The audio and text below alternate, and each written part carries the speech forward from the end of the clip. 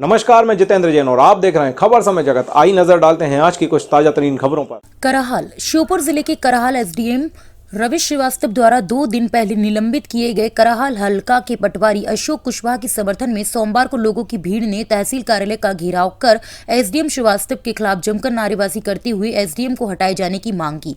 ज्ञापन में उल्लेखित किया गया है कि कराहल हल्का के पटवारी अशोक कुशवाहा को एसडीएम श्रीवास्तव द्वारा एक मकान की सरकारी होने की झूठी रिपोर्ट मांगी जा रही थी। इसके अलावा जमीन से जुड़े अन्य कई प्रकरणों में गड़बड़ी करने के लिए दबाव भी बनाया जा रहा था, लेकिन पटवारी ने उक्त रिपोर्ट देने से इनकार कर दिया था। इसे लेकर एसडीएम ने पटवारी पर झूठे आरोप लगाकर उन्हें निलंबित कर दिया और सौंपे गए ज्ञापन में उल्लेखित है कि हाल ही में गेहूं से भरा मिनी ट्रक व्यापारी के गोदाम से पकड़ा गया था। इसके सीसीटीवी फुटेज भी व्यापारी के पास हैं, लेकिन एसडीएम ने उसे करियादेह चौराहे से पकड़ा जाना बताकर उसके खिलाफ प्रकरण दर्ज कर लिया है और वह उस व्यापारी के मकान को सरकारी बताने की रिपोर्ट देने का दबाव भी पटवारी पर बना रहे थे। इसके अलावा ज्ञापन में उल्लेखित है कि कराहल की भूमि सर्वे क्रमांक 1411 में वर्ष 2003 से लेकर 2007 तक राजस्व रिकॉर्ड में चारागाह की जमीन थी, लेकिन 2008 को रंजना पत्नी महेश दत्त शर्मा की फर्जी एंट्री करवा ली, जिसे तत्कालीन कलेक्टर ने 2018 में शासकीय घोषित कर दिया था।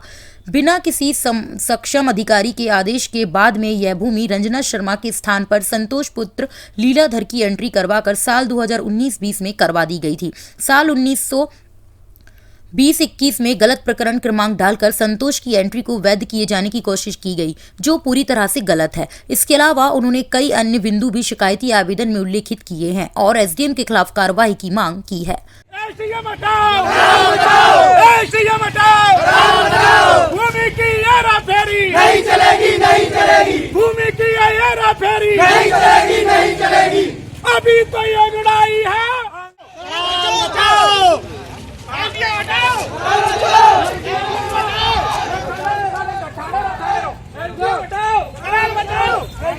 कराहल से खबर समय जगत के लिए bureau report. For latest news, subscribe to our channel and press the bell icon.